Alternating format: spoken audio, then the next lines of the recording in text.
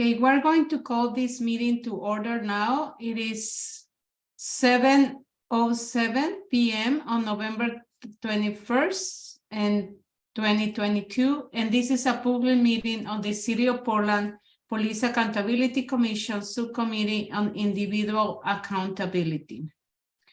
If the Spanish language interpreter, Luisa, can please give the information on the Spanish language interpretation. Luisa, si no lo tienes, yo lo puedo hacer también. Ok, no lo tengo. Ok, No. ¿Quieres? Yo lo hago si quieres. Sí, por favor, que no lo tengo. No te preocupes. Este meeting es un meeting público que está sujeto a la ley del estado de Oregon y a la administración de la ciudad de Portland, a sus reglas, y va a ser grabado. La interpretación en español está disponible para esta junta. Cuando para tener acceso al lenguaje en español, a la interpretación, ustedes van a ver un video feed van a escucharlo y el audio va a ser reemplazado por el intérprete.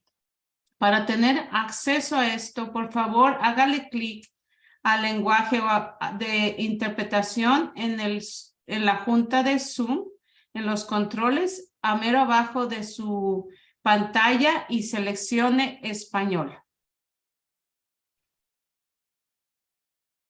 Thank you. The city also offers ASL interpretation, which is being provided by Mary and Jackie.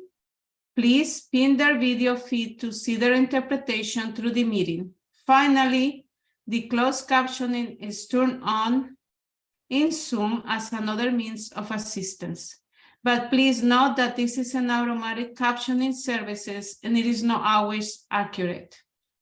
The city supports access to meetings of the Police Accountability Commission. It can provide other language support as well. Please email in advance of future public meetings, either as a response to a public meeting notice or directly to policeaccountability@portlandoregon.gov to ask for other access assistance, including interpretation into other languages. This meeting is a public meeting subject to City of Portland Administrative Code and Oregon State Law and is being recorded. For this meeting, the chat function is enabled for commission members to communicate with each other. Members of the public will be able to ask questions using Zoom's Q&A feature. As the commissioners are presenting and or discussing things, if attendees have questions, please feel free to submit them through the Q&A. We hope to use this feature to help guide our conversation during the meeting and future meetings agenda topics. We'd like to be clear that not all questions will be answered during the meeting. But if answered, both the question and answer will be visible to you and will become part of the meeting record. To access this feature, please click the Q&A icon in the middle of your screen. Now, please, I will pass it to any commissioner for the land acknowledgement.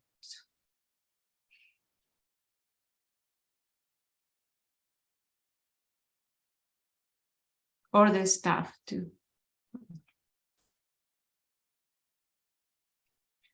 Yes, staff. Yes, sorry if the audio is cutting in and out just a little bit here. Excuse me. So the city of Portland has asked that for a moratorium on land acknowledgements, but we also have requests from members of the commission to have some form of land acknowledgement continue. The full commission co-chairs would like to recognize the limits of any land acknowledgement and the harm that can be done by inadequate or disrespectful land acknowledgement, and are working to find a respectful way to continue to center Indigenous voices. At this time, we would be open to a moment of silence to honor our Indigenous peers.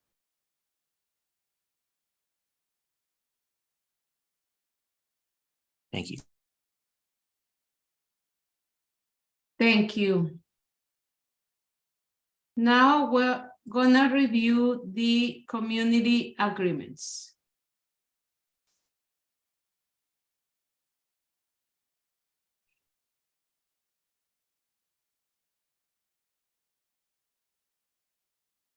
What we will do is we started now just reading the community agreements each individually.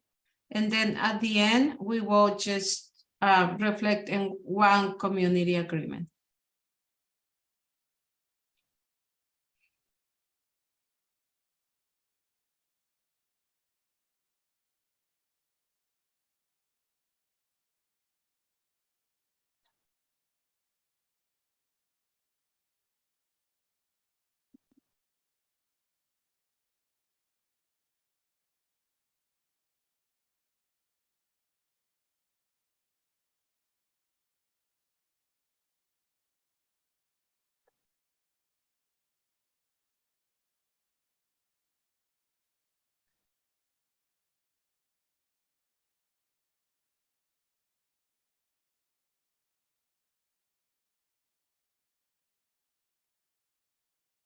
Okay, thank you.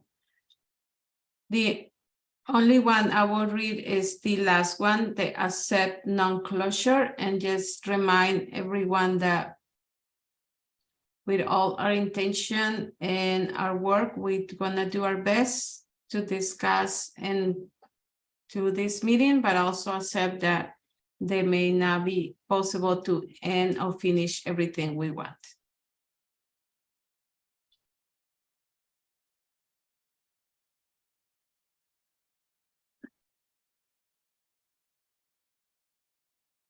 If I can have your hands from everyone, I can show me that you commit to following the community's agreements for today. Please, okay. Thank you. Now I'm gonna pass it to co-chairs to discuss our timeline. Okay, well, this is Dan Handelman. I use he, him pronouns. I'm a commission member, and I'm co-chairing with Commissioner Michelle Wesley. This subcommittee, this is our first time doing this, so I just want to beg everybody, including fellow commissioners and the public's patience with us tonight as we get through this. I also know that it's a little uncomfortable when we're discussing the taking of native lands when we're asked to stay silent, and the whole point of having those statements about land is to speak up about it. So I'm hoping we can work something out about that in future meetings.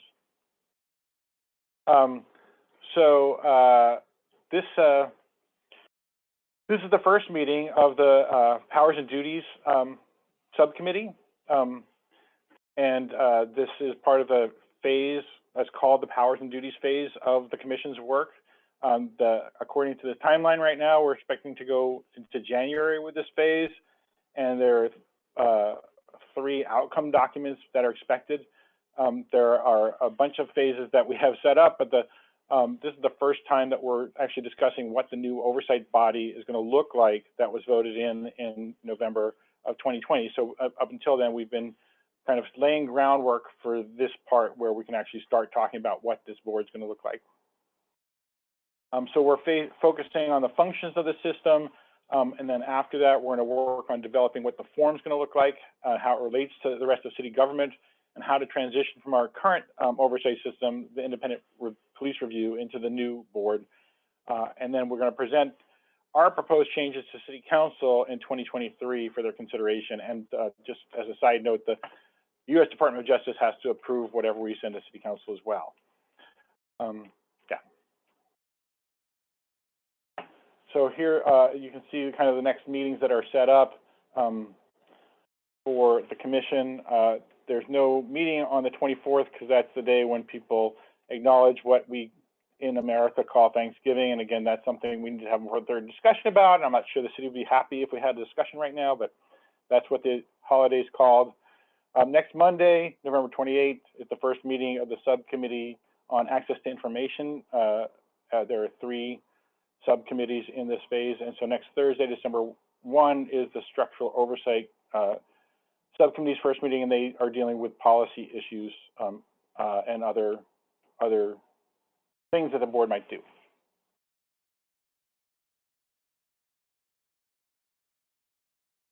And so this is the overall plan for this phase, and we have not written any of this in stone. It's can adjust it as need be, but this is so you can understand that we're getting from here to the end of the phase by focusing on areas agreement in the commission, what the new board is going to be able to do.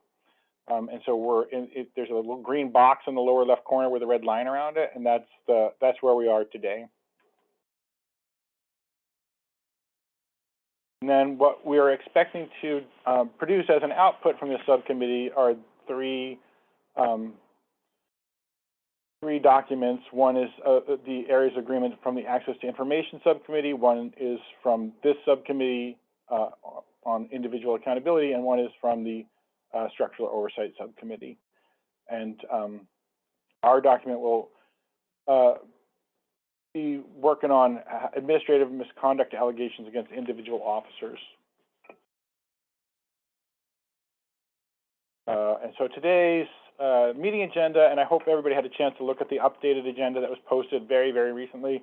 We're going to review the mandate for the subcommittee, discuss what we should do to structure our work, and look at what's already been done in the fact-finding phase that will help us shape our outcome documents. And there's going to be open public comment at the end of the agenda for those of you who are joining us tonight. And I do want to also extend a welcome to the 4 or 5 people who are out in the audience today. Thank you. Thank you, Co-Chair and Commissioner Dan. And before we continue with our agenda, we would like to do a brief introductions for the commissioners that are present in this subcommittee. And please, Commissioner and Co-Chair Dan, can you start and then introduce, send it to somebody else to get introduced. Okay. I normally don't feel comfortable with that, but I know exactly who to introduce next. So, yeah, my name is Dan Handelman. I'm a member of this subcommittee. I use he, him pronouns. I'm also a member of a group called Portland Cop Watch, and looking forward to getting to work on this phase. And I'm going to introduce my co-chair, Charlie Michelle Wesley. As Dan just said, I'm Charlie Michelle Wesley, co-chair for the Individual Accountability subcommittee, and I am a tribal member of the Confederated Tribes of Grand Ronde. I am from multiple tribes up here in the Northwest on this indigenous land. And I'll just call on Kristen. Hello, I'm Christian Orellana Bauer. Most people use they or he pronouns, which are fine with me, but I'm internally exploring always. And I am excited to talk about this stuff. It'll be great. I forget if there's something else I was supposed to say. Cool. If I am, someone tell me. I'll pass it to Catherine if not. Good evening, I'm Catherine McDowell. I use she, her pronouns, and I'm also happy to have arrived at this point where we're really starting to put pen to paper and begin the process of designing the new oversight body. And a part of, a critical part of it, obviously, is the individual accountability component. So happy to be a part of that. And just my background, what brought me here is I've been a lawyer for, I guess, about 30 years in the city of Portland. And throughout that time, I've done a lot of civil rights advocacy work and have worked on issues related to police accountability and rights of protesters and so forth. So that's my segue here. I also own a small business in downtown Portland. Okay, Debbie. Hi, I'm Debbie Iona, she, her. I'm one of the commissioners and interested in helping to design our new system. I came to this work through my membership in League of Women Voters of Portland, who's been involved as an organization in this topic since the early 1980s. So let's see, I will pick Jay. Hello, I'm Ajay, also known as Jay. I use she, her, they, them pronouns. And I am recently co-chair, work with an organization called Freedom to Thrive, which focuses on community safety outside of like carceral solutions. And I think I covered everything. Who should I choose? Who hasn't gone yet? I think that's commissioners there, Jay. Yes, they're all commissioners, it's everyone. Thank you very much, co-chair and commissioner. Now our next step is to have a discussion about who will we want to hear from or be briefed by. It's a discussion about briefings and who subcommittee members would like to hear from and buy in and be briefed by. Really? Is that no? Okay, I'm sorry. I can read in the agenda. I was like, that doesn't sound pretty good. Okay. If I can have these slides, please. I think that's okay.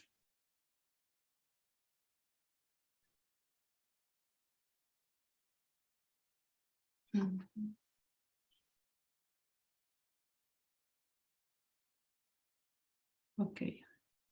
We're gonna do the review of a subcommittee mandate. No? Okay. Yes, thank you. And Thank you. actually, Go ahead. Go ahead. probably do the screen sharing on that actually, if that's okay with you. Yeah, just that ready.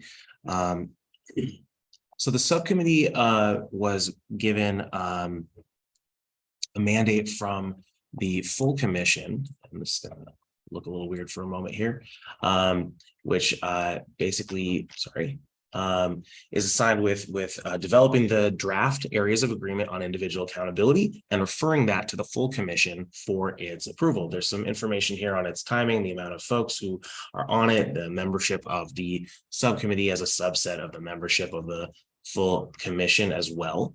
But that's sort of the mandate of it. Next on our list is to talk about the review of the specifically what portions of the work of the commission were assigned to the subcommittee. And for that, we'll start with talking about Charter Section 210, which was adopted effective December 2nd, 2020, based on the vote of the voters in November 2020. And for this section, we'll pass it over to subcommittee co-chairs Dan and Charlie. However, during this time, we'll also be happy to scroll through. So if you could just let us know where you'd like to scroll as we go through, happy to show whatever sections are the most relevant here. All right, well, Commissioner Michelle Wesley, if you want to jump in at any time, let me know. We went over this a little bit earlier today, but basically there, in what I saw is there are 4 areas of the charter that outline the processes that we're supposed to be looking at in this subcommittee. In 2-1001, the words that where I start with the word compliance. So the words that we'll have to focus on are compliance with any legal obligations the city may have under the Public Employees Collective Bargaining Act or other state and federal laws. So that's an important thing for us to remember as we go through, that we are boxed in, so to speak, by some existing laws that we as a commission have no authority to change. And that includes bargaining with the Police Association and the Police Officers Commanding Officers Association, the PPCOA. So the next phrase that's relevant in there starts with the word independently. It says the board is going to be independently investigate Portland Police Bureau sworn employees and supervisors thereof promptly, fairly, and impartially to impose discipline as determined appropriate by the board. And I want to pause again here and emphasize a couple of the words in here. And Commissioner Michelle Wesley and I were talking about the words promptly, fairly, and impartially. These are kind of open to interpretation, that we might want to have some discussions around that. The charter is limiting the board to investigate sworn employees and supervisors. So just to elaborate, there are a lot of members of the Police Bureau who are desk clerks or non-sworn and in some other way, including the newly minted public safety support specialists who actually do carry pepper spray and respond to some police calls. And that is the language of the charter. So it's something we need to talk about at some point. And to impose discipline as determined appropriate by the board, that's very strong language saying that the board gets to determine what discipline is appropriate. But I also want to caution everybody that there is a discipline guide that was negotiated with the Police Association that describes what discipline gets assigned to what kinds of misconduct. And then beyond that, there's a state commission on discipline that just set up statewide guidelines that may, I don't really understand what's going to happen, but at some point when the PPA contract runs out, those may supersede and become what the discipline is that the new board has to deal with. And we're hoping that we'll figure that out. Okay, the next section, let me know if you have any questions, by the way. One of the things, I wanted to start out by saying that Commissioner Michelle Wesley and I talked about our goals with this subcommittee is to emphasize communication and collaboration. So if you have a question, if I'm going too fast, if I'm not making any sense, please say something. I want to make sure everybody understands what we're doing. And I will also, welcome questions while we're going through this, so we don't kind of plow ahead without everybody being on the same page. Are we okay with what I just talked about from section 1001?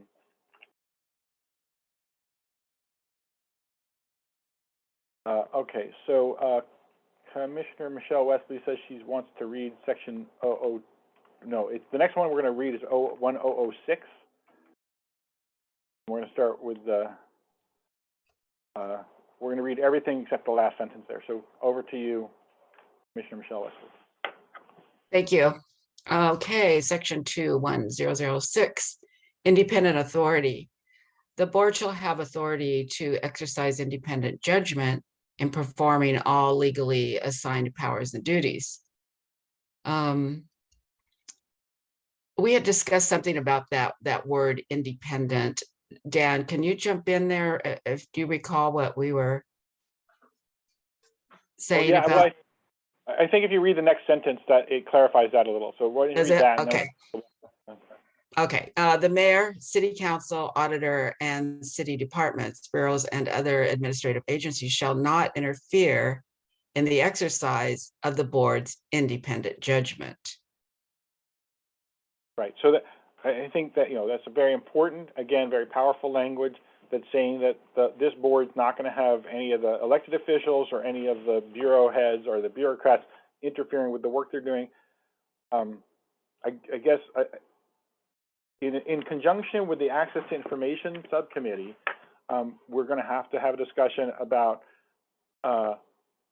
finding Plan B in case the Police Association doesn't agree that this is legally possible in their view. And there's actually a section that, again, we don't have to really worry about this to some extent, but the final section of the charter says if anything in here is found to be illegal, the rest of the charter stays in place. But my goal, as we write our proposed language for council, is to find fail safes in case any part is found out of or out of found not to be enforceable. I will go to the next section, which is 1007, and this section, like the one I was just talking about, has a huge overlap with the Access to Information Subcommittee, but we have to describe what the board's going to do around these issues, and they're going to figure out how they're going to do it. I hope that makes some sense. So maybe as I read this, you'll understand more what I mean. So subsection A says the board shall have power to the full extent allowed by law to receive and investigate complaints. Okay, so that's pretty easy to understand. They're going to receive and investigate complaints about police misconduct, including the power to subpoena and compel documents, and to issue disciplinary action up to and including termination for all sworn members and the supervisors thereof within the Portland Police Bureau. And again, very strong, powerful language, very important language. We've talked before about the difference between subpoena power and the power to compel testimony. I'll get back to that when we get to section D. But when we're having a discussion about the potential charter amendment about the chief, this is the language that explicitly says that this board can fire the chief of police, right? It says it's all sworn members and supervisors. That includes the chief of police. So if the chief commits misconduct, the board will have the power to fire the chief. So that's just, but that's helpful for us as we design what the investigation system is going to look like. The next one is section C. I'm skipping B because it's about policy. That's the third subcommittee. So C is the board shall have the authority and ability to gather and compel all evidence, to access all police records to the extent allowed by federal and state law, and the ability to compel statements from witnesses, including officers. The board shall make provisions for regular and open meetings, public transparency, and reporting on the board's activities. The gathering and compelling evidence to the extent allowed by law, that's another thing where we might have to find some loopholes, but that also seems like more of the access to information's subcommittee's mandate. Compelling statements from witnesses and officers. So again, this is something that the board's going to do in the investigation, and how that happens is up to the other subcommittee, but we're going to describe that it's going to be happening. And then I left in the start about the provisions for regular and open meetings, because part of what we need to talk about is whether any part of the flow chart that we're going to talk about in a minute is going to take place in an open and public meeting. So that's something to think about. And then section D is the board shall have the power to compel sworn members of the Portland Police Bureau and their supervisors to participate in investigations and completely and truthfully answer all questions. Refusal to truthfully and completely answer all questions may result in discipline up to and including termination. So this is the part about compelling officer testimony. And forgive me if I'm saying something that you already know, or that we've already gone over a bunch of times, but subpoenaing somebody, if you subpoena a police officer to come in, they can fold their arms, point to their lawyer and say, I plead the Fifth Amendment, because they have the right not to answer questions. But if you compel them as part of their job, you have to answer my questions or you're fired, they have to answer the questions. The trade-off is then whatever they say can't be used to prosecute them, because they have the same constitutional rights as we do to the Fifth Amendment, and they can't incriminate themselves criminally. So if you tell them you have to, or you lose your job, then you say, okay, but anything we get from this isn't going to be able to be used to prosecute. So that's another thing we can discuss more as we delve into the details. And then the discipline up to and including termination, again, is powerful language that's related to the discipline guide we talked about before. I'm going to give it back to Commissioner Michelle Wesley for the duties of the board, section 2-108, and that entire section is relevant. Okay. Section 2-1008, duties of the board. The board shall have the authority to investigate certain police actions, including but not limited to A, all deaths in custody and uses of deadly force. B, all complaints of force that result in injury, discrimination against a protected class. And we're still wondering, does that include the houselessness? Something we need to look up.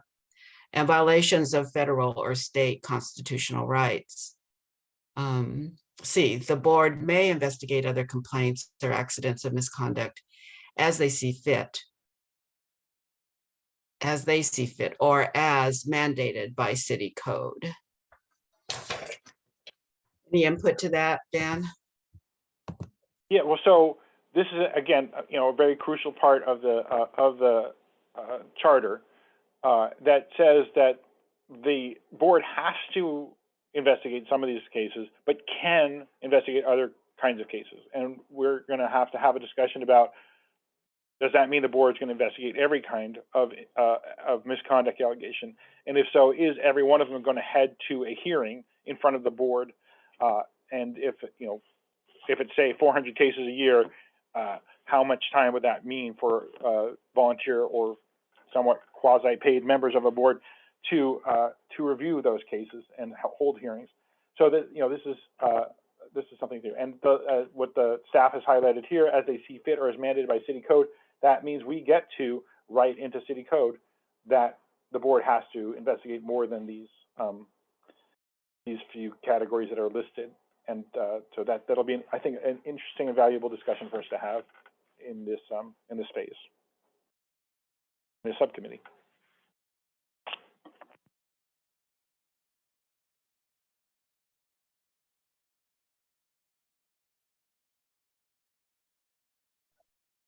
Commissioner Catherine? Yeah, just a quick question. At this point, there is nothing else mandated in the city code. I mean, left over from any previous iteration of police accountability. I guess I'm just confirming that that language is forward-looking, that there's nothing currently in the city code that would be applicable. Well, yeah, actually, I just realized that as we were preparing for this meeting, I suggested on email that people should look at the IPR code, the existing code, to see what's in there. We didn't talk about that as we were preparing for the meeting. But my understanding of the language, if you look at the first thing in the charter, it says that they will establish a new review board. And so that means that everything related to the old system that's not otherwise prescribed is going to be basically thrown on the scrap heap of history. So that's why I'm hoping that this subcommittee will look through this language and see if there's stuff that we can pluck out and either use as it is or transform it so that it fits what the charter is describing. But none, I don't think that what kinds of cases the review board will investigate is that's definitely not going to carry over from the old system to the new. What constitutes misconduct by police is written in police directives, their policies, and those aren't going to change between now and then, except to the extent that they always change anyway. But we're not writing those directives. Yeah, I think is that helpful to answer your question?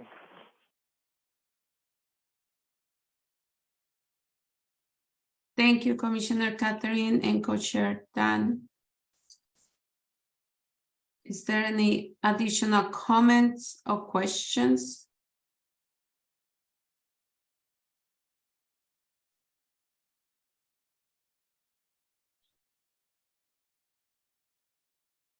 Okay, can we pass? Yes.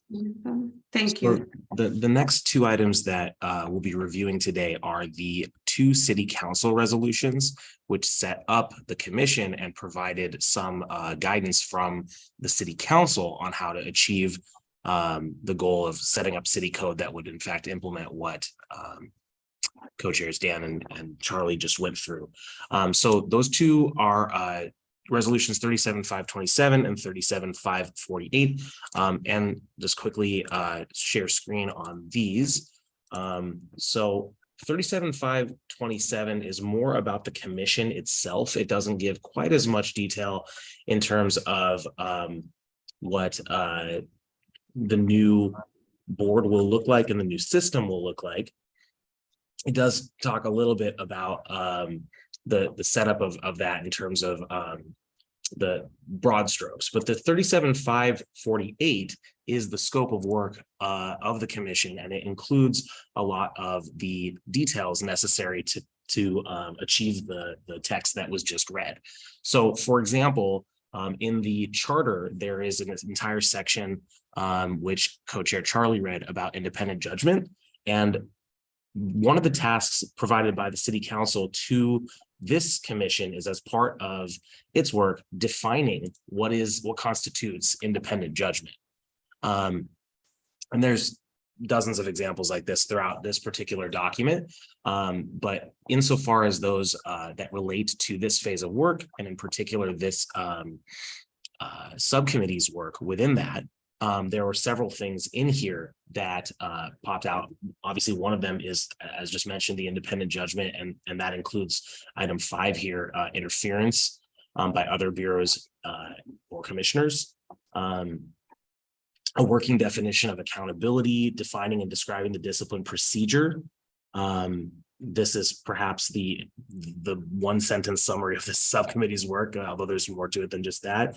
And then, as you see down here, there's also how the board imposes discipline within any due process and or just cause requirements. Much of the other content that is being scrolled by is something that is either part of what Commissioner Dan referred to as the form of the new system, which will be discussed in the next phase of work, the structuring details, or is something that would be discussed in this phase of work, but by probably another subcommittee in more detail, such as under powers of the new oversight system, access to police records, evidence and data, and access to police databases. So what is within the scope of this subcommittee would include, again, how the board imposes discipline within any due process and or just cause requirements.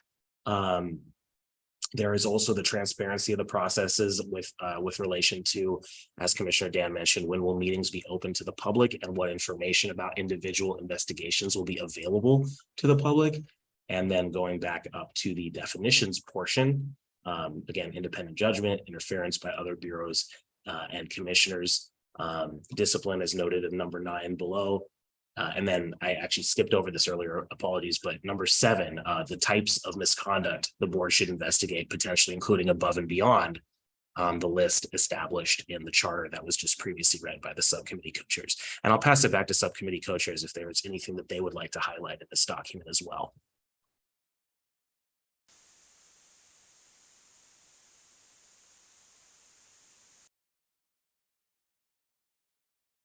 Well, thank you. Yeah, I think the parts that I want to highlight are in the next document we're going to review. So thank you very much for doing that, though. Thank you. Thank you, Co-Chair Dan. Is there any question or comment?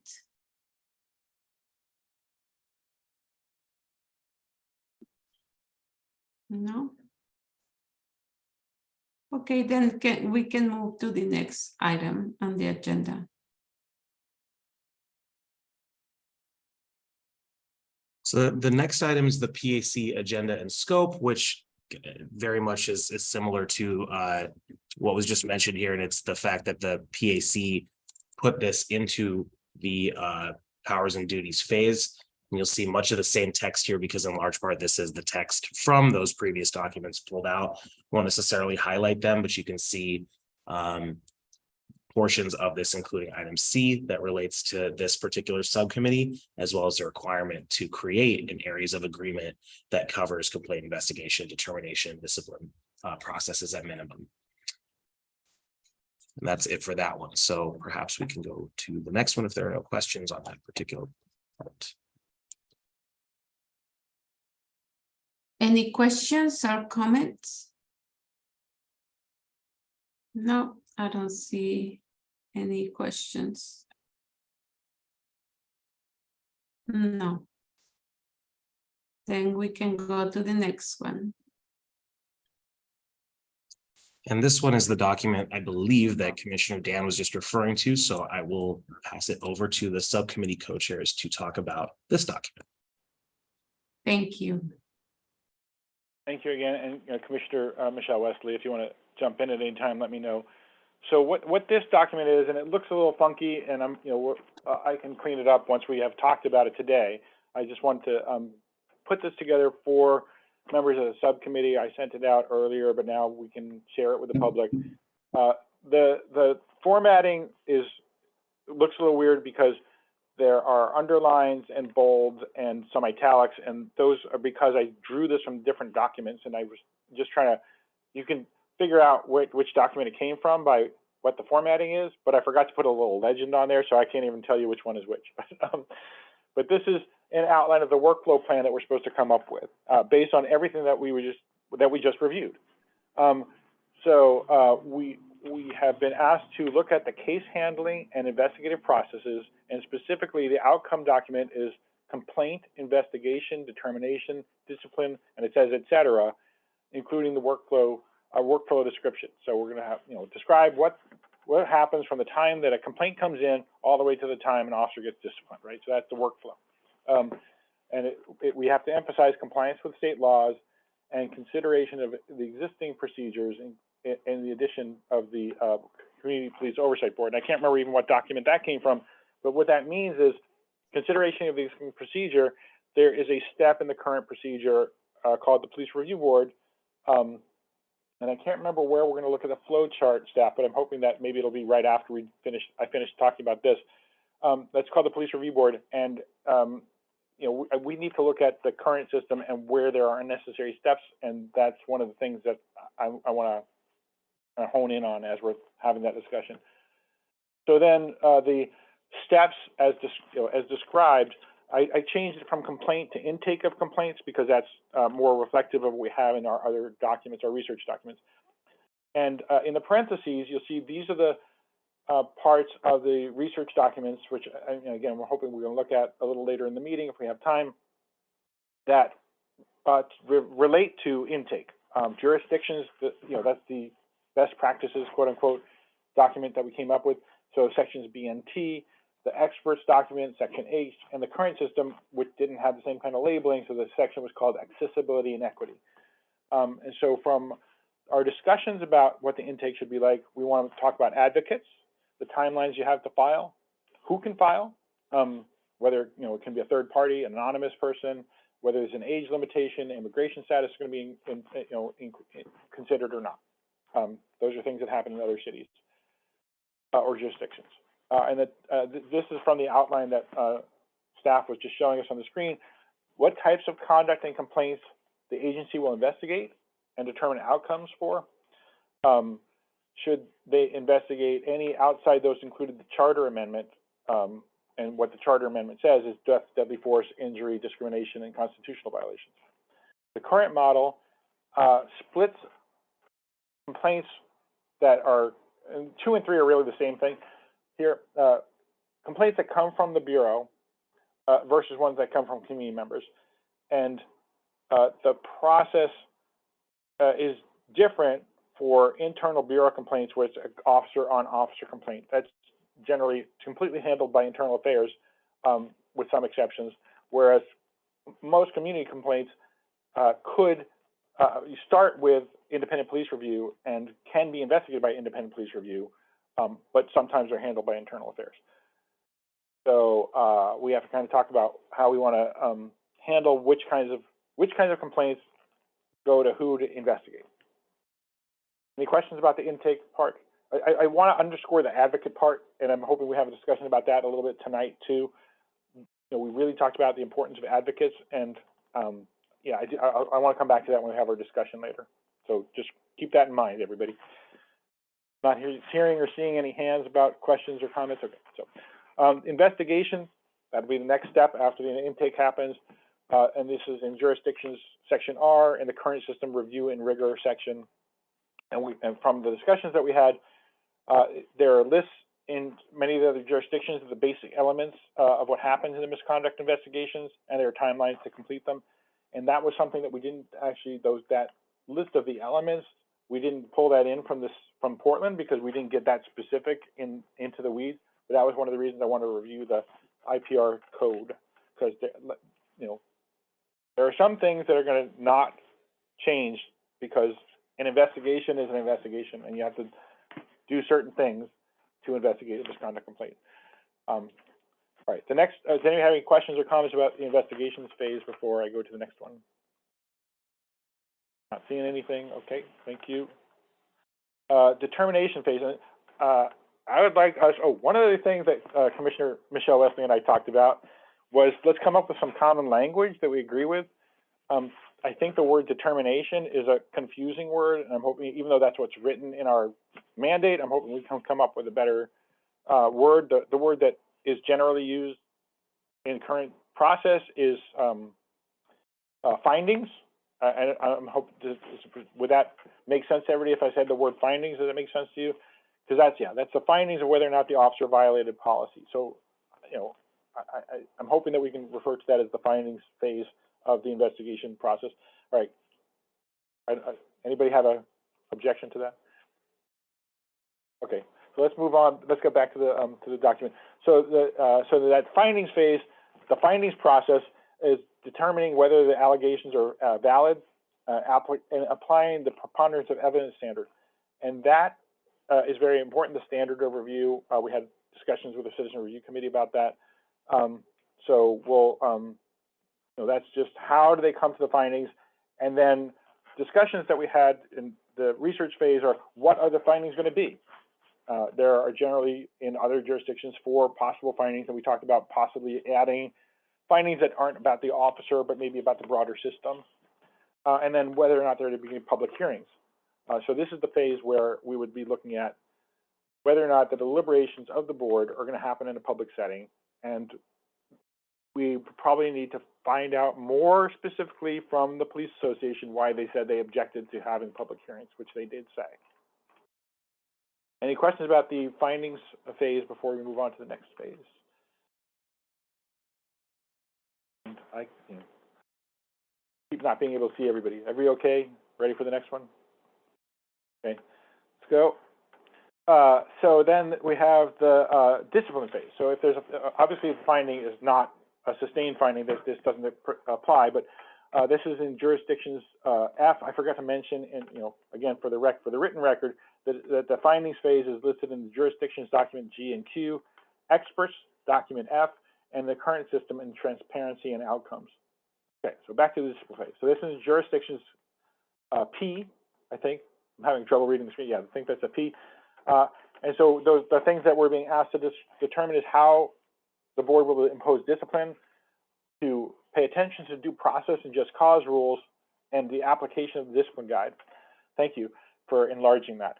Again, Commissioner Michelle Wesley and I talked about these phrases, due process and just cause, and I want to make sure that we have, again, some common understanding about that. My understanding of what due process means is that you can't just bring somebody in your office and say, okay, you're fired, bye. There are rules. There's a Supreme Court ruling that basically says a public employee has a right to challenge their discipline. That's called the Loudermill hearing. We're told a little bit about that by the city attorney's office. So we cannot just throw out that question of due process for the officers. Again, this is the way our society works. So I'm not saying I necessarily agree with it. I'm just saying that's the way it is. And there are rules about just cause, and that I think that just cause is actually written into the police association contract, saying that the discipline has to, the findings and the discipline have to be based on just cause, so that you can't just say, oh, you shouldn't have, put a chalk writing on the sidewalk that said, this person is a drug dealer because we don't like that you did that. Well, if it's not a rule that says you can't write in chalk on the sidewalk, then there is no just cause, because there was no rule that said the officer can't do that. So to me, that's what just cause means, that they have to have an actual policy in place that was violated, or else it's not going to fly. And the application of the discipline guide, that's going to be a tricky thing that we should talk about with experts about how that's going to actually happen. Well, I guess I'll get into that in the discussion phase a little bit more. Does anybody have any questions about that discipline section of the outline of what we're going to be talking about this phase? I can't see anybody right now. Okay. Any questions? And I'm not keeping an eye on the Q&A, so in case the audience has any comments or questions. Commissioner Debbie has a question. I just have a question about this review and rigor term. It's sort of new to me, and I just was wondering, where did it come from and what does it mean? Oh, That's funny because it's in one of our documents. The Okay, documents that- no, okay, that's okay then. If nobody knows where it came from, I can live without knowing. I'm just telling you, when the whole commission voted on the, the barriers to misconduct and the best practices of the current system, that was what the section was called that referred to. Okay. Okay. All right, thanks. Thank you. Any other questions? All right, let's move to the last one then. And let me know if I'm going too fast too. I talk fast. I just found out that Oregonians talk faster than anyone in the U.S., if you can imagine that. I don't know how that is. Okay, appeal section. So this is not, let's say, if you go back to the top of the document again, the other top, the four things that are specifically listed are complaint, investigation, determination, and discipline. But now you can scroll back down again. There are two other areas that we talked about in various places: the appeals and mediation. So appeals appears in the jurisdictions document, sections K and L, and in the current system review and rigor, which Commissioner Iona just asked about. And will police and community members be allowed to appeal their cases? Question mark. And will City Council have a role in the appeals? Which actually, this brings to mind that another part of due process that I didn't mention, and it's not written down, is the arbitration process, where if an officer disagrees with the finding of misconduct, they can bypass the whole system, even if there is an appeal open to them, and they can have the police association file a grievance on their behalf and go to arbitration, where a state arbitrator listens to the city and the police and decides who's right. And there's no split decision there. It's either actually no, they can't have nuances. I'm thinking about a different kind of arbitration. So yeah, so they get to decide though what the finding is going to be, and it's very, very hard to challenge what the arbitrator decides at the end. There's a whole set of state laws around that and policies that we, but I guess I'll just throw in here that sometimes those cases are handled not through the arbitration system, but through the civil service board here. Usually not with the police, but they can be.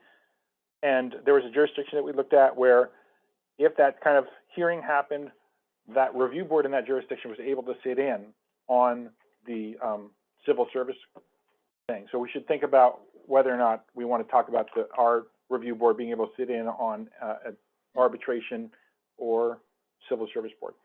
All right, so question about the appeal, Commissioner Iona, to you.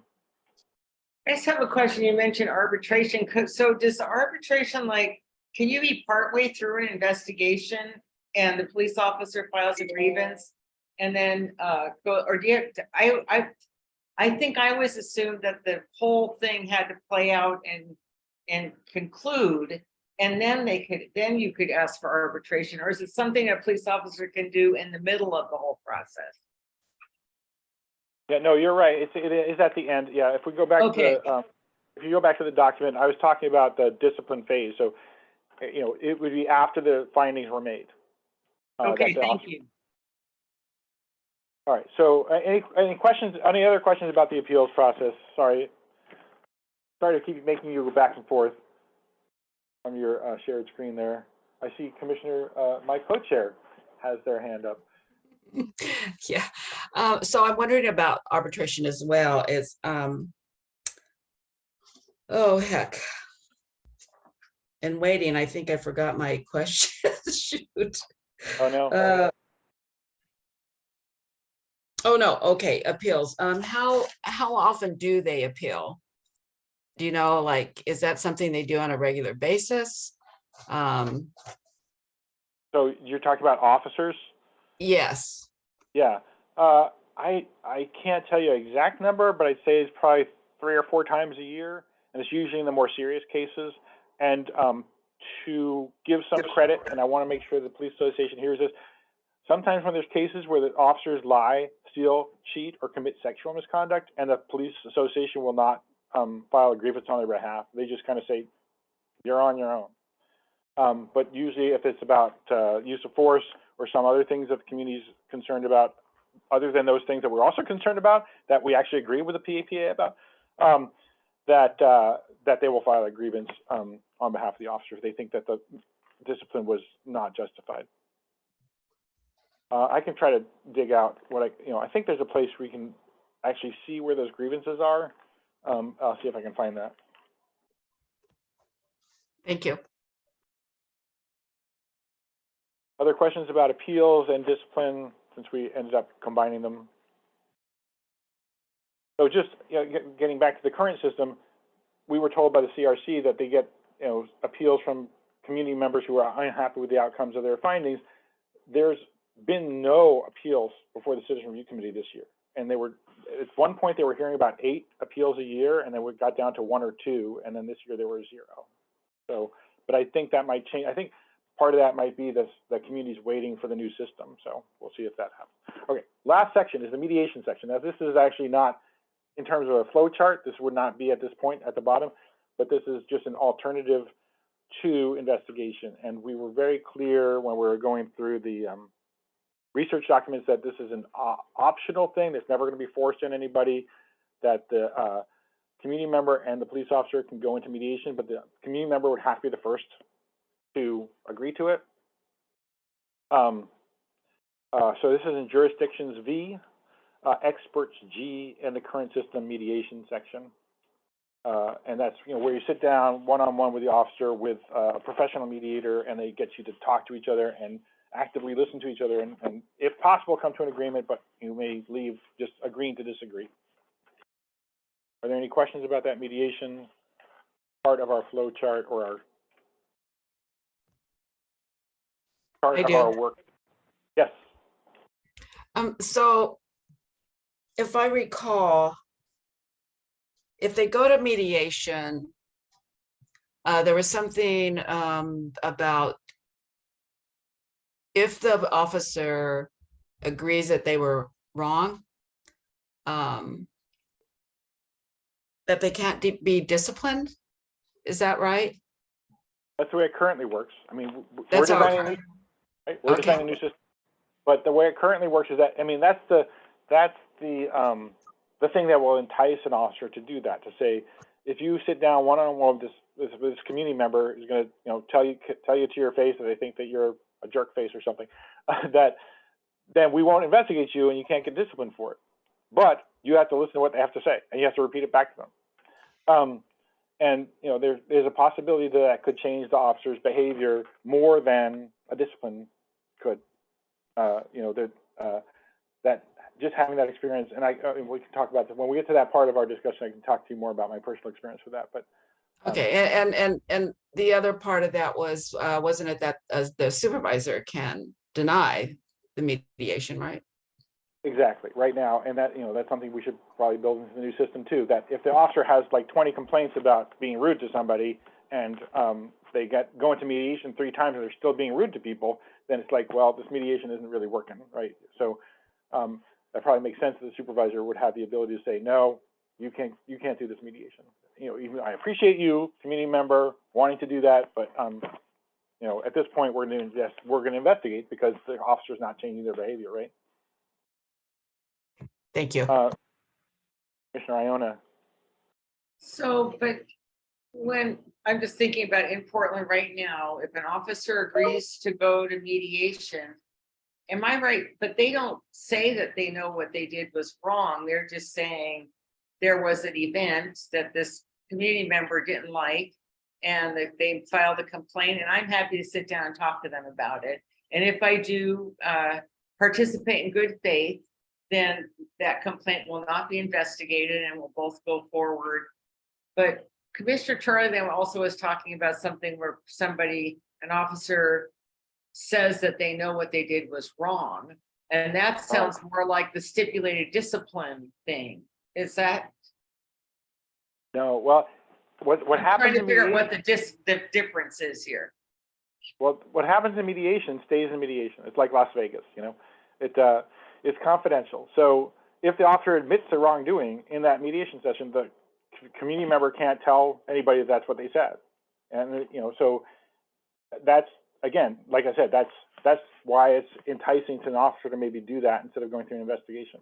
But if the mediation fails, the officer doesn't participate properly, it's possible that you can say, well, we're going to kick this back for an investigation because the officer was not, sincere in wanting to be part of this. So that also could be something that we build in. Commissioner Oriana Bauer. Hi, thanks. I just had a quick follow-up. This is all how it currently works, right? Like in our system, we could change it completely, or is there any of this that we'd have to follow in terms of defining what mediation is and whatnot? Well, this is a problematic thing, in my opinion, that the charter amendment is silent on mediation, whether the board even has the power to do it or not. And there's a jurisdiction that we looked at that where it's not in the charter, and as a result, they don't have it. So if we're making a list, if somebody's making the list for the garden plot, we should probably keep a list of things to look at for if we want to put things into the charter in the future, just in case, to make sure that mediation gets explicitly mentioned if somebody's going to argue that the board can't do it, because it's not, it didn't say they can. I hope that nobody says that. I mean, I hope that the police have found that mediation can be helpful. But we'll talk about it. I can talk for hours about this. Okay. I see I'm supposed to be slowing down from something that was said 8 minutes ago, so I will try to slow down. Thank you. I think we're at the end of that document. Yeah, thank you, Co-Chair Dan. We're at the end of the document, but staff, go ahead. Yeah, just, I know we're going to take a break in a moment, but I know that co-chairs, both co-chairs Charlie and Dan had mentioned the flow chart. Would it be helpful to do that before or after the break? I think referring to the reference document that was added, this one, would you prefer to do that now or right when we get back? I think that we should just go ahead and take the break and come back to that. Great. What do you think? Yes, Commissioner Michelle Wesley seems to be agreeing for with a thumbs up. Thank you. Okay, then it's 8:09. We're gonna take 10 minutes break. Let's come back at 8:19. First, thank you. First, we're gonna get back to talk about the flow chart. And I will pass it to Co-Chair Dan and Co-Chair Charlie. All right. Well, staff, are you able to zoom in on parts of this? Yes. Okay. So if you can zoom in on just the left column that starts with the word complaint. Yeah. Thank you. All right, so this is a very confusing flow chart, but that's because we have we determined in the research phase that we have a very confusing system that exists already. But the basic components, as I said before, of what's going to happen when somebody files a complaint are going to remain the same regardless of what city we're in or whatever, what the new system looks like. Because somebody's got to file a complaint, somebody has to listen to them file that complaint, investigation is going to get done, and an outcome is going to happen. So this flow chart shows the complaint by the community member going to independent police review, IPR. Our current, which is the current staff that is independent. Right now, it's independent of all city offices, so it's kind of closer to the review board than it used to be. It used to be under the auditor's office. And then there are 3 possible places that intake can lead to. One is a dismissal, which is called administrative closure now. One is to mediation, which we were just talking about, and one is to some kind of investigation. And in the current system, there are 2 kinds of investigations. One is called a supervisory investigation. That's for a low-level complaint, kind of like the officer chalking stuff outside your house that I was talking about before, that if that's something that wouldn't result in discipline, then the supervisor investigates it, and the officer gets talking to, they get command counseling, and then the complainant gets advised of the outcome. And then with more serious cases, there's going to be a full investigation. And again, this is something we're going to have to talk about. Do we want to do this? And at this point, also, Commissioner Iona mentioned, and this isn't part of the flow chart because it didn't exist when Portland Cop Watch made the flow chart. At this point, when the officer knows that they're getting investigated, they can engage in what's called stipulated discipline. That is to say, they can say, yes, I did what you said I did. I will take whatever the discipline is, and it bypasses the full investigation process. So that is not indicated there in the flow chart. Okay. Okay, so then under the full investigation, we got in the current system 2 possible places it can go: either independent police review, the civilians underneath the management. Thank you. Will do the investigation, or over on the left, the internal affairs from the police does the investigation. And I think that we've heard a lot from the community that they don't want to have police investigating police. So whether or not internal affairs has any role in investigations of community complaints is something we're going to have to look at. This flow chart is not referring to those bureau complaints that I talked about before. And again, it's something we should contemplate whether or not officer initiated complaints against other officers will be handled by internal affairs or the new board. So then the investigation, you can see the little arrows down toward the bottom.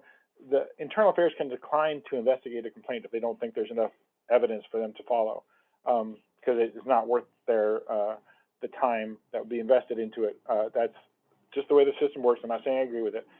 They can also initiate a supervisory investigation if they don't think that the allegation is as serious as that was first said, or they can do a full investigation. And then if you move over a little bit, can you scroll to the next column? Okay, so then after the investigation is done, the commander, the person who's the supervisor of the officer, makes a finding, and those are findings that we'll talk about in detail much later down the line. But essentially, either it's just, there's a sustained finding or there's not a sustained finding. Let's say there's 5 allegations, but even if one of them is sustained, it will move on to the police review board if there's going to be discipline that could be imposed. If there are no sustained allegations, it goes a different way, which we'll come back to.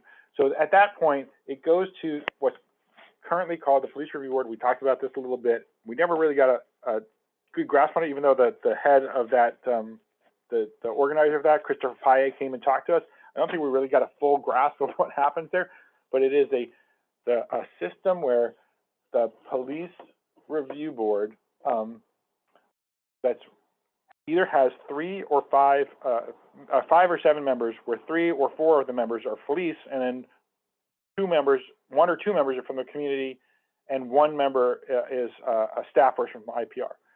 So it's a very heavily weighted towards the police, and then they can make a recommendation to the chief about if they agree with a sustained finding, or if they want to change a non-sustained finding to a sustained finding, and the chief can impose discipline based on their recommendation. Discipline. Let's move over to the right some more. Yeah. All right. Well, yeah. Well, the footnote number 6 is about the commissioner of police. I think also has say into the finding. I keep pointing at my screen, by the way. All right. So if there are no sustained allegations, this thing over here. On the lower, what you see on the lower left, that'll go. That can go to an appeal to the Citizen Review Committee if the complainant appeals the findings, and then that goes. Their recommendations go to the bureau, and they can either agree with a sustained finding and send it to the chief, or if you scroll all the way to the right, if the bureau disagrees with the finding, that now goes to City Council. And the City Council can agree with the bureau or can sustain the finding, and that's supposed to be final. So that's, very briefly, that's a flow chart of how the system works now. But we can create a flow chart like this to say what do we want the new system to look like. I see Commissioner Iona has her hand up. I just wanted to make sure you notice that Commissioner Renault asked a good question about how do we decide. How is it decided whether it goes to IPR for investigation or internal affairs for investigation? Okay. So again, going back to Commissioner McDowell's question from before, this is the way the system currently works, and it won't carry over because it's in the IPR code. But the IPR is tasked with investigating certain kinds of complaints. If it's a captain or above, the ranks of the police officers is captain or above. Or if it's at a protest, IPR is supposed to investigate them. And I can't remember what the other words are. I think disparate treatment, racial profiling, what we would call. and a couple others. So there are certain things, and it's also some at the discretion of the IPR director, and also the chief or the mayor can assign it to be investigated by IPR, I believe. Find it. Staff is Not looking yet, up. sorry. Okay, in the meantime, I see Commissioner Oriana Bauer has a question. Yeah, every time I see a flow chart about how the current system works, I'm reminded of how confusing it is. I was just hoping if I could get a reminder on the police review board. They are or are not affiliated with the police bureau.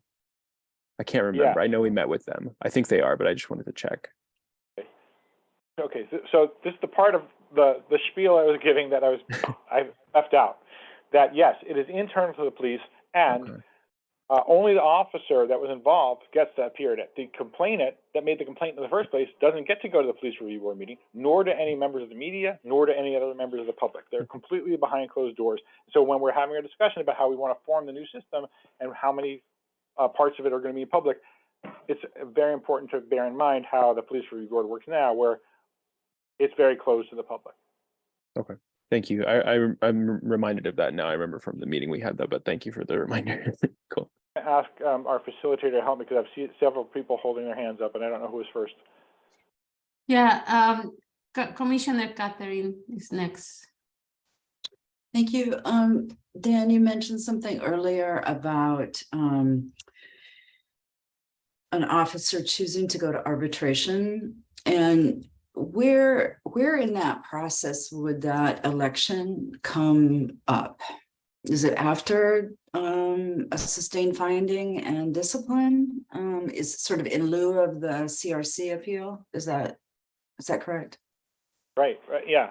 I mean, in theory, okay. So in theory, an officer can appeal a sustained finding to the Citizen Review Committee, and I think that's happened once or twice. There are other times when officers just appealed non-sustained findings to the CRC. So they can appeal those findings to the Citizen Review Committee in the current system. But if it's something with serious discipline, they've opted, I think, for arbitration instead of going through that appeals process. But yeah, I mean, your question about arbitration is a good one, because that falls off the edge of that flow chart. That happens. It happens after the chief says, "I'm going to impose this discipline on you," and then the officer will say, "Well, go to the union and say, I want to file a grievance about this, and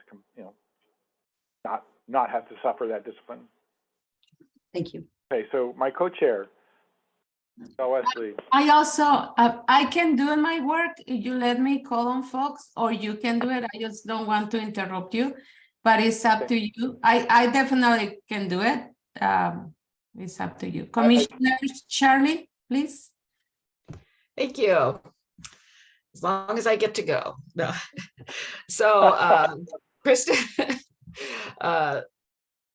same question in a sense, except for I was wondering, how is the police review board created? Like, is that something we have to keep?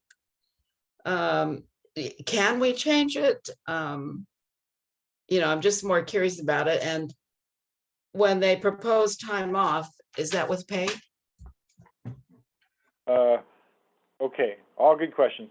I'm seeing that we're starting to run out of time, so I'm going to try to be brief, and we're probably going to delve into some of those things in the later phases. But the question about whether or not they're paid, I believe the answer is no. That's what it is. It's SWOPs. So anyways, whatever it is, suspension without pay, SWOP. So they do not get paid if that's part of their discipline.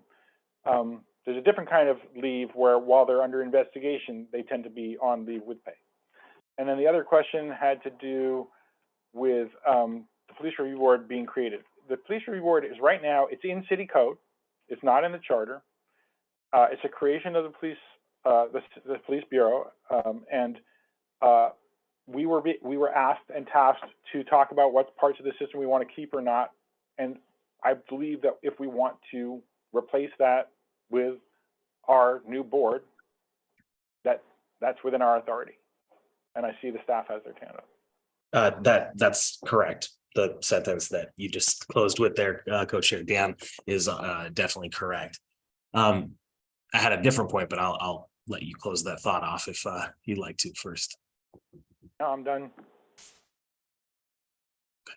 Thank you. So the other thing that may have come up in previous meetings is that some of the guests that have come in, or just reference documents that were found for these meetings in general, included other flowcharts that zoomed in on, or in some cases represented another institution's different view of how this works.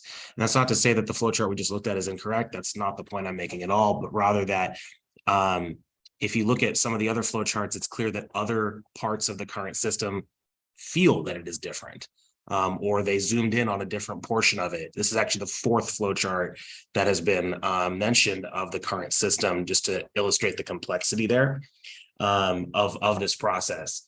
Though I think it is very helpful to see the whole process laid out, because many of the others either are very, very big picture or zoom in on, for example, the investigation process, which is IPRs. They didn't focus as much on the earlier and later parts of it as much as their own process of investigation. And so as you go back through some of the old meetings, including the ones where the Police Review Board came and briefed, the IPR came and briefed, CRC came and briefed, you may find other flowcharts that might help drill into a couple of these and give more detail.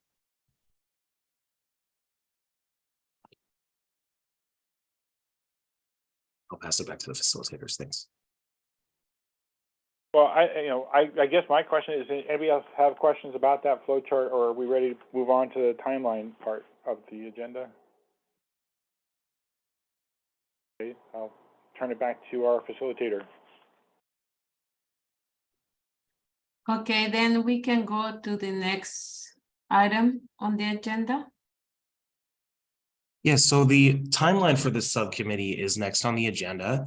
And there's nothing to show on screen for this particular point, except to simply state that the work of this subcommittee, as with the other two subcommittees, has been intended to fit into roughly 4 subcommittee meetings.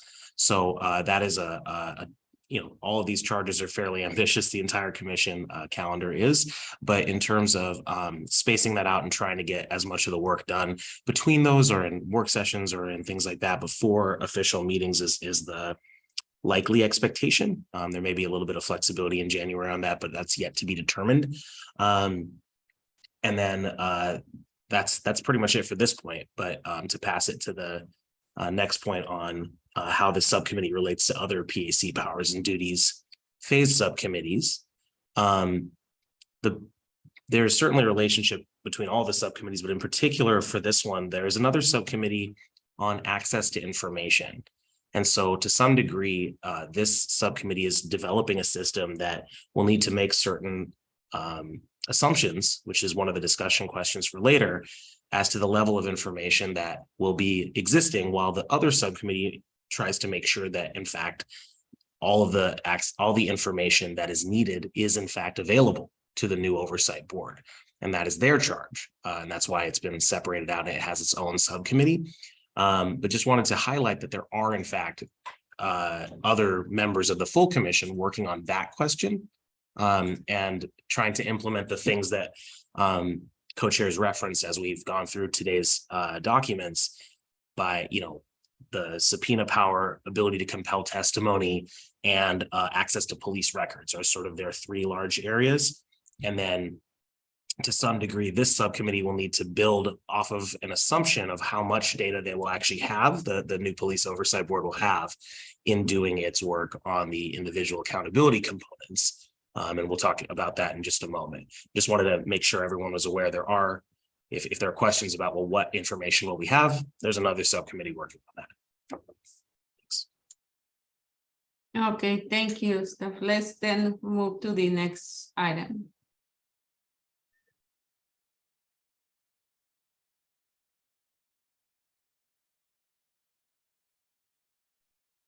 There are slides on this one, I think, yes.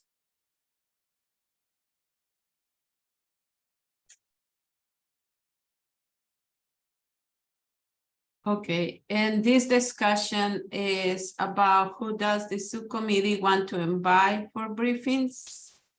And we want every one of the commissioners participate. Just remember to be brief. Everyone will ask to speak once and can take up to 2 minutes. And Dr. Moses will help me to keep everyone to time.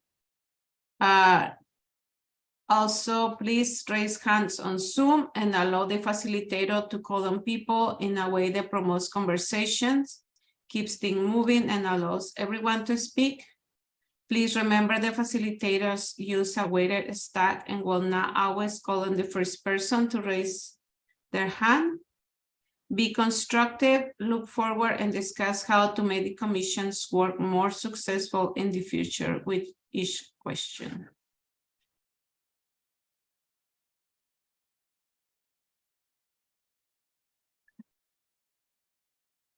And we can start.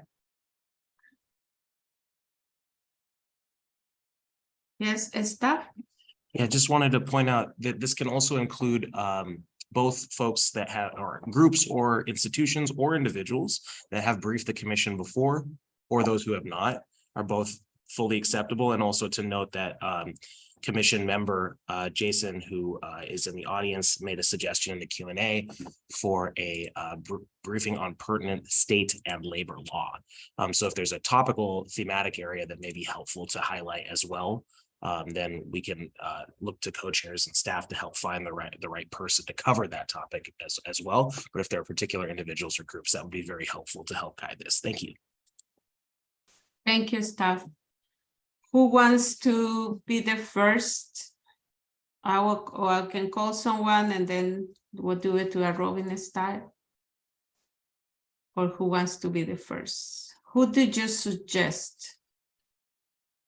Will be good to have briefings. Yes, co-chair Christian. Thank you. I don't think I have a specific person in mind, but I was thinking about Commissioner Handelman's question about how mediation is not in the charter. I don't know if there's someone who we could maybe talk to who might be able to shine some light on whether or not that might be an issue in the future and how to mitigate that. I don't know what expert, or again, I don't have a name, unfortunately, but I'm just thinking that might be good to go over, possibly to throw it on the list to consider. I don't know. That's a very good point. Thank you, co-chair Christian. Who else wants to go next? Co-chair, I'm sorry, Commissioner Debbie. So first, I just want to comment on our timeline. You know, staff alluded to the fact that we might be able to add more meetings if necessary. I really think it'd be good for us to actually finish the work. I know, you know, before we stop, because I know I was looking at the documents from the best practices from other jurisdictions or whatever it's called. And the one, at least that co-chair Handelman sent us, is still a work in progress. And it'd be really great if whatever we do here is actually finished before we quit meeting. And then as far as people to invite to meet to talk to us, you know, I think maybe somebody from the IPR, if we had them to come back again to answer questions, because we really will have more specific questions this time, which I think we might get some more information out of them. Thanks. Thank you, Commissioner Debbie.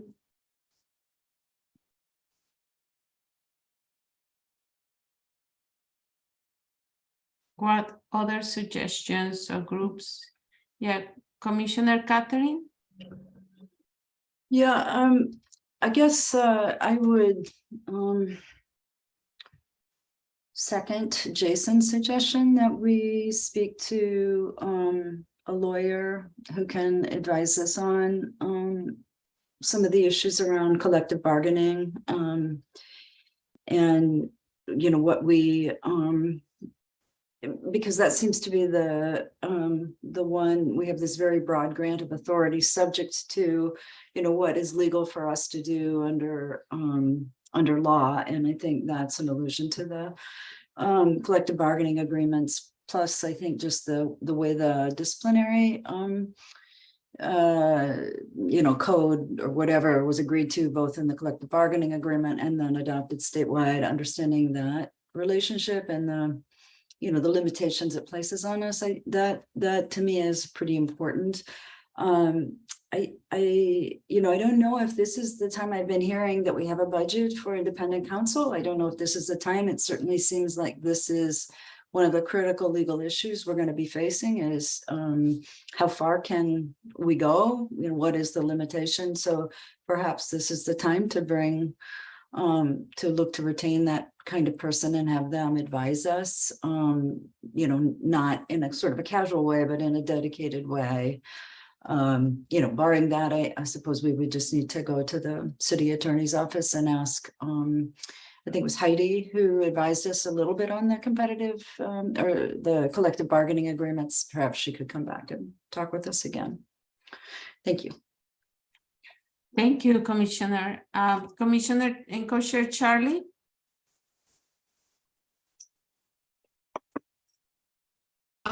Right, and so my understanding about the labor attorneys is, so one would be the one we already heard, who also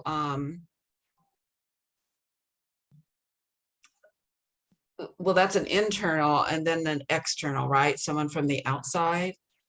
So we can get a couple of perspectives. I'm kind of asking a question, and then I also have some input on the original question.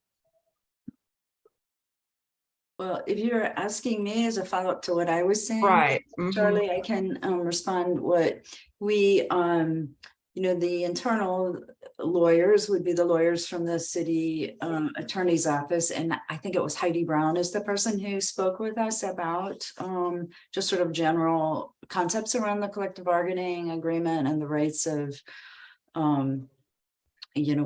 members of the Portland Police Association or the union with respect to that agreement. So that is one source, but I was saying that there has been discussion about us having a budget for retaining independent counsel. I don't know exactly when that happens and what that budget is, whether there's a limitation. So we have to be careful about when we are advised on that, but it does feel like this is a moment where we could use some advice on what limitations we have in designing this system. Right. Thank you. Thank you. So I was wondering, I thought I heard once upon a time we did have, oh my gosh, an advocate at one point. I'm wondering, maybe Dan, if we did and what happened, and is there anybody we can bring in to talk to us about that whole process and where it went and how did it work or not work? Thank you, Co-Chair and Commissioner Charlie. Co-Chair and Commissioner Dan? Thank you. Yes. So we actually, one of the people who's acted as an advisor to appellants in the current system is in the audience tonight, Dr. Silver, and I'm hoping when we get to that part of our conversation, we can count on her to give some testimony. There may be others, or maybe Dr. Silver will recommend other people, but she certainly knows about how that works in the current system. The people I would suggest talking to, I think that the ideas that have come in already about the city attorney and an outside attorney are very good. And I know there may be groans from other members of this board, but of this commission, but I feel like we should talk to the police association attorneys again, even though they might not want to tip us off to their legal strategy. We should find out what they think about all this. And if our subcommittee doesn't do it, I think it should happen in the subcommittee on access to information, and just for transparency or whatever, to put this on the table. I'm planning to be on that subcommittee too, and I've been informed I'm going to be allowed to be on that subcommittee too. So the question that we kind of skipped over at the end of the review phase about how we relate to the other parts of the other subcommittees that are working, I'm planning to cross-pollinate the questions that we have here that really belong in that, and bring answers back to the subcommittee as best as I can. Okay, that reminded me of something else I was going to bring up at the beginning of the meeting, but we'll talk about that later.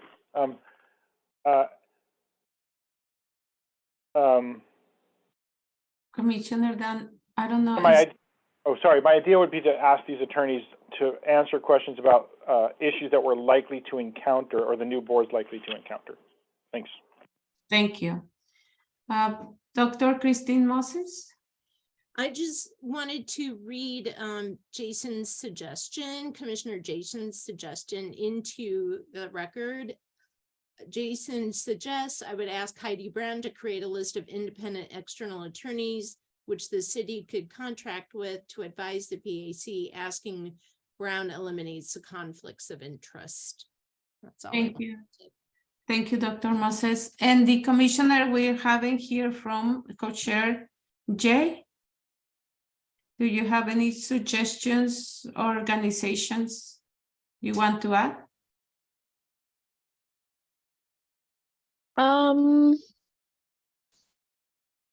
There's not like a specific organization coming to mind right now. I mean, the only one I can think of is, I forgot the name of it, but there is an organization of people who are family members of those that have been like subject to police violence in Portland. I can't remember the name of the organization, and if anyone knows off the top of their head, Dan, I saw your hand. I think you might know what I'm talking about, but I don't remember the name of the organization. So yeah, Family Circle. Yep, that's the one. Thanks. Appreciate that. Thank you. Is there any other suggestions now? Or can we pass to the next item on the agenda? I think we need to pass to open to public comment, but before, is there anything else?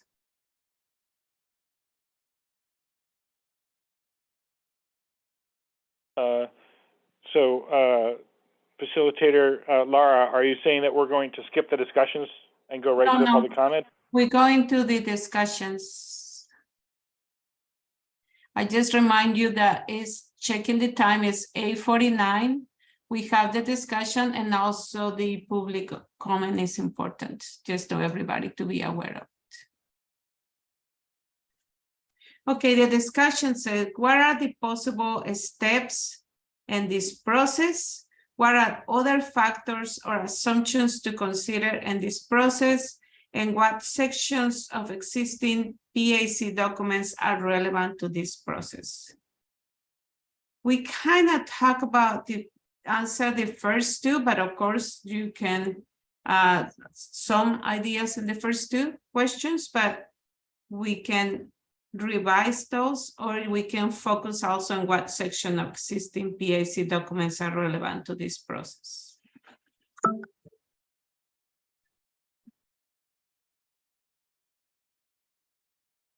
Yes, Commissioner Catherine.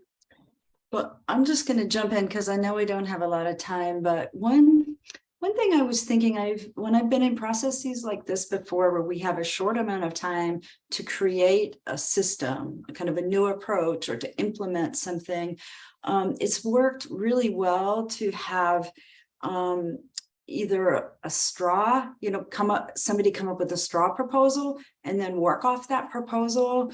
But it gives you a framework. I mean, and it may be that we could put together a straw proposal that's based on our best practices document, and then have that be the document we work through during our committee meetings, or we could have, a couple of straw proposals. I'm not really sure, but it feels to me like doing the exercise of putting together that kind of straw proposal and working through it is about the only way I think we would be able to get our work done in the time allotted. So that's my 2 cents. Thank you. Thank you, Commissioner Catherine. Staff? Yes, and on that subject, there's a next steps in there as well. The outline document that co-chairs Dan and Charlie presented earlier has 6 sections: intake, investigations, determination or findings, and there are 6 members of the subcommittee. So there's an opportunity to maybe craft something piecemeal and then bring it together to be discussed and eventually worked on together in that next steps. And as a side note for co-chairs, I do have the documents if you wanted to reference either any of those, can screen share those if that's helpful. The fact-finding phase ones. Thank you, staff. Co-chair and Commissioner Dan? Yeah, I thought, and thank you, staff, because what I didn't realize how much time this was all going to take, or that our break would be 10 minutes long. So I had hoped to go through those subsections of those documents tonight. I don't think we're going to have time if we're going to keep to our timeline and hear public comment. But I do hope that we can have a document put together. Or I don't know if you want to do it or if you want me to do it, where those sections are, the language from those sections gets inserted into that the outline that I sent, and I can change that into a word processing document if I sent it as a PDF, because I think that'll be really helpful. I think what was just said a moment ago, that going through those, what other cities do will help prompt us to write something. We don't have to take any one of the cities. We can just pick and pull what we'd like, and we can add other stuff to it. And I think that we bear that in mind. That we're not just taking something and plugging it in. We're going to come up with something that'll work. I wonder how other members of this subcommittee feel about maybe having a Saturday meeting at some point in order for us to make sure that we can get our work done and not try to do it in 4 meetings. So we already lost that meeting at the beginning of the month, and I think we're going to need more time to work together. And even if it's not the full subcommittee, if it's like a working group of just 3 of us where we don't have a quorum, then we don't have to do a public meeting notice. But I like open meetings, but just something where we can get this work done in that timeline that we're being presented. I see Commissioner McDowell nodding her head. I see Commissioner Iona maybe nodding her head. Anybody? Commissioner Michelle Wesley, Oriana Bauer, and Commissioner Amici, will you be open to a Saturday meeting from time to time? Okay, great. So good. So maybe we can do that, and we'll talk to staff about that after we have this long holiday weekend coming up. So the other thing that I want to talk about here is I want to, just again, without going into too much detail because we're running out of time, really think about that advocate issue. As somebody who's, at Portland Cop Watch, we have an incident report line where the calls come in and people say their thing into an answering machine, and then we decide what to do in terms of responding to them. We have to kind of think about when the intake is being done in this new system, we want to make sure that we're trauma informed, that we're culturally responsive, and that if there's somebody with mental health issues, they have somebody that can talk to them either as a peer or with the proper training. And you don't know that if you're picking up the phone, right? So what we really need to do is figure out a way to get the person talking to the proper person on the other end of the phone when there's no way to know ahead of time who that is. So I just want people to sort of start thinking about that. Commissioner Renaud had some ideas about appropriate responses for certain folks who might call in, and but to me, I just want to say I want to spend a lot of time thinking about that intake point, because if it's messed up at that point, from that point forward, the person may not trust the system anymore. And if they don't have somebody supporting them throughout it, especially because they're up against the police, it could make people not trust the new board in the same way they don't trust the current board. So that's my big thing I want to make sure that we focus on. Thank you, Co-Chair Dan. Any additional comments?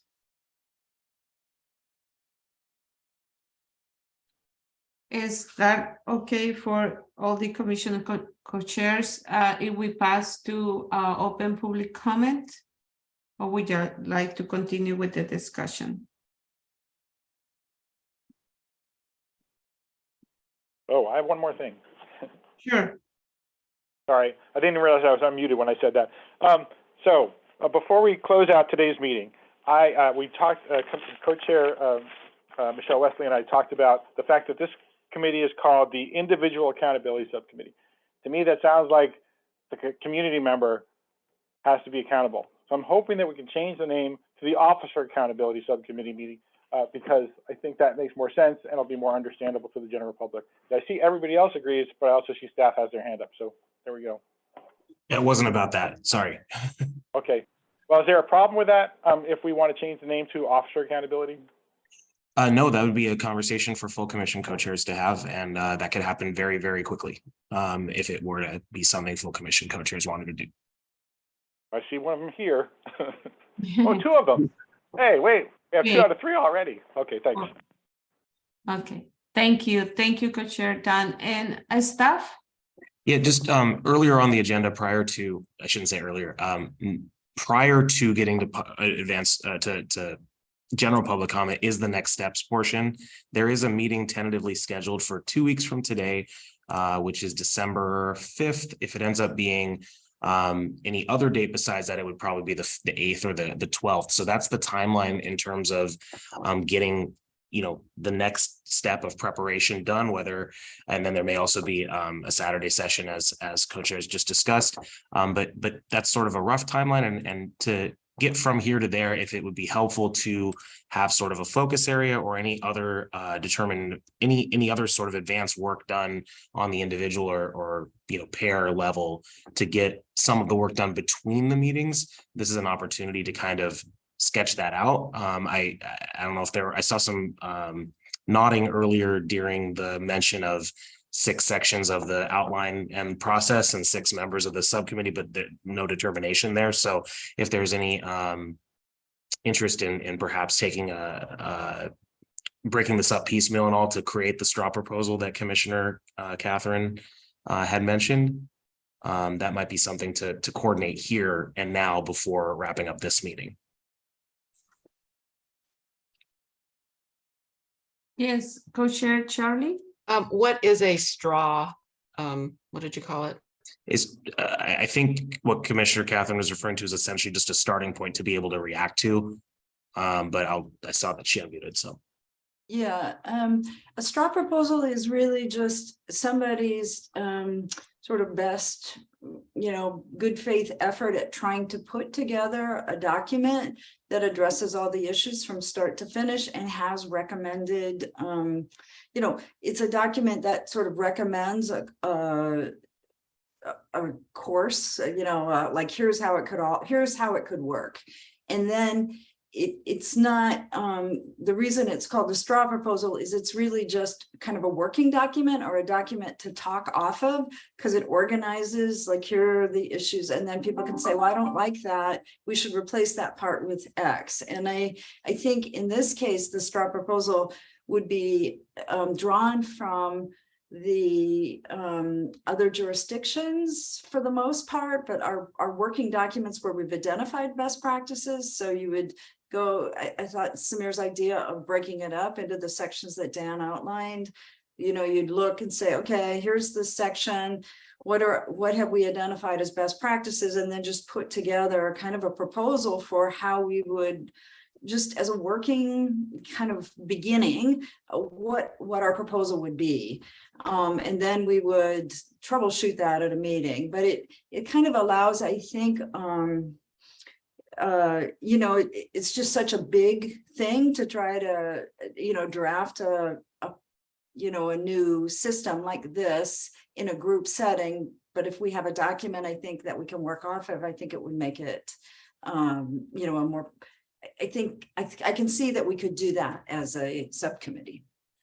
I hope that helps explain. I think the idea is that the word straw is designed to say that it's not, nobody's putting it out there as the definitive answer. It's just a starting place at a discussion outline. Thank you, Commissioner Catherine. Commissioner Co-Chair Charlie, does that answer your question? Thank you. Co-Chair Dan? So let's just say we didn't have a whole lot of time to talk about this meeting before it started, and I would like to put a little more thought into it. I think it's a good idea for us to come up with a plan to do that scripting of the 6 subsections, but I don't think we should do that right now. I think we should have one more meeting where we look at the all the other information that we didn't get to tonight, the IPR code and the documents that we already created as a commission, and then get into the, you know, then maybe assign those sections to 1 or 2 people to work on together, and or also at a Saturday meeting. And I'm also looking at the calendar, seeing that the holidays are coming up. So it would be helpful for us to know if our next meeting is on the 5th or the 8th, because then we can recommend when we want to have a Saturday meeting. But I guess if we don't know that yet, then we'll just have to fly by the seat of our pants. Thanks. Staff, go ahead. Sorry, thank you. And sorry for interrupting, Facilitator Laura. Yeah, it's going to be the 5th unless there's something comes up in the next 24 hours that would affect it before we lock that in. So just to clarify, not 100%, but 99%. Okay, Co-Chair Charlie? So then the Saturday meeting, Dan, would you want that on the 3rd then, or? My thought would be that if our next meeting is on the 8th, then we should have it on the 3rd. But if our meeting's on the 5th, we should have it on the 10th. Does that make sense? Yes and no. It seems like we should have the Saturday meeting before our next meeting. Okay, if you think that's helpful. Although I'm not available on the 3rd, so that would have to go without me. Usually, I'm sorry to interrupt you, Commissioner and Co-Chair Charlie. Usually we don't schedule meetings on the public meetings. I know it's necessary. I know staff say you should have some kind of agreement, but if we, it's a whole different policy and scheduling. Let's talk about it and think about it. We have the most probably December 5th, and the meetings we need to go to a public comment is 9:04. Okay, thank you. Now we're gonna go to a public, we will now take open public comment on the issues that PAC is discussing. Our community members can also tell their story about policing and police accountability. We ask members of the public to keep their comment or questions to 2 minutes in length and raise their hand in Zoom if you like to speak. And I see someone has their hand. Yes. Let me see. I see Rochelle Silver. Thank you, Dr. Moses. Rochelle Silver, please. Yes, I just have one quick thought about the item about answering the telephone. I wonder if you might consider having your group or somebody from your group talk to the 911 operators. They never know what they're going to get when they answer the phone, who's going to be on it, what language they're going to be speaking. Is it a child? Is it an adult? How stressed they are, et cetera, et cetera. And they might give you some good ideas in how to approach that. Thank you. Thank you very much for your valuable comment, Rochelle. Thank you. We appreciate it. Anybody else for the public? Okay, I don't see anybody else. I don't either. Thank you. Then we will go to the garden plot recap. This is a time for facilitators, co-chair, and staff to summarize any items already brought up today which didn't fit into today's agenda. We'll recap those items here and use them in developing future agendas. We won't be using this time to add new items not previously mentioned or to discuss any items, but we will use that list to develop future agendas so these items can be addressed. I will call on co-chairs first if they have anything for the garden plot. Yes, co-chair Dan? Well, I'm about to violate the rules you just articulated, but I want to talk about using the garden plot to have things added that weren't necessarily brought up at the meeting. And I was going to, at the beginning of this meeting, ask that now that we're starting to put pen to paper, that we should have minutes of our meetings. And and I want to put that into the garden plot for future discussion. And I apologize for that not having been brought up earlier, but this meeting is, I think been a little unusual. Thank you. Thank you. Thank you, Co-Chair. Co-Chair Charlie? I didn't raise my hand, but I agree with what Dan was saying, and we were discussing that earlier. It would really help with a different learning style that I have to have some meeting minutes.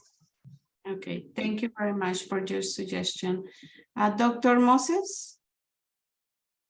From earlier conversations, mediation and arbitration should be added to Okay, the list. to the list. Thank you very much, Dr. Moses. And staff? There was a mention earlier about sort of in a separate category, talking about the potential need to have a list of items which are not specifically enumerated nor explicitly prohibited in the charter that might nonetheless be worth revisiting as a potential change to the charter. And so mediation falls into that as well. And that's the only item so far on it, but sort of as a separate subcategory of the garden plot. Thank you. Thank you. And if I could start Sure, the okay. thing, there's that second to last slide, just as a mention on this. We know that not everyone can give public comment during the meetings, or might want to give additional public comment beyond the meetings, even if you are able to give that public comment. And so there is two new methodologies. We've had a web form that members of the public can use to give public comment in advance. If it's received 2 days in advance or Friday for a Monday meeting, then it's circulated to all of the members so that they're able to read it. That's been active for several months now, but there are two new methods. There's a voicemail line, which didn't update in there, but I'll put the number in the chat, as well as a postal mailbox, which is on the screen. And again, public comment received that relates to a specific meeting. So if it's for a different subcommittee, we'll circulate it to that subcommittee members, that subcommittee's members. But it all gets transcribed and if necessary, translated and circulated. So for members of the public that may be watching this on video or who are here and can spread to their networks, please consider giving public comment to help inform the PAC. Thank you. Thank you. Okay. Thank you to all the members who attended today's meeting and for your contributions today. Thank you also to the interpreters supporting access to meetings of the Police Accountability Commission and its subcommittees for all Portlanders. Finally, thank you to the members of the community for attending and contributing your thoughts and questions. Please submit advanced public comment prior to future meetings. If you are not already signed up for email updates, please also sign up to receive updates from the PAC. The next meeting for the full commission, staff, can you remind us when is the next meeting for the full commission? It'll be December 15th. And the next one. December. Thank you very much. And it's 9:11 p.m. This meeting is adjourned. Thank you very much. Thanks, everybody.